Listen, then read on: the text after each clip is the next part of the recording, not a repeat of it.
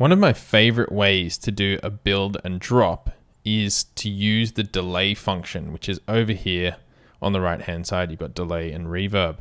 I've set up a simple drum pattern and I'm going to use the delay to build, and then I will drop using the delay as well, and you'll see what happens. So if I press play,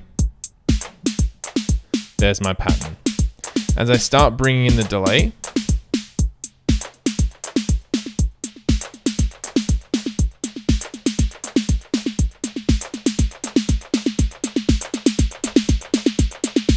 you can hear the build, and then I can press the play button, and then I can drop the delay and start again. Nice simple way to get a build and drop. Try it.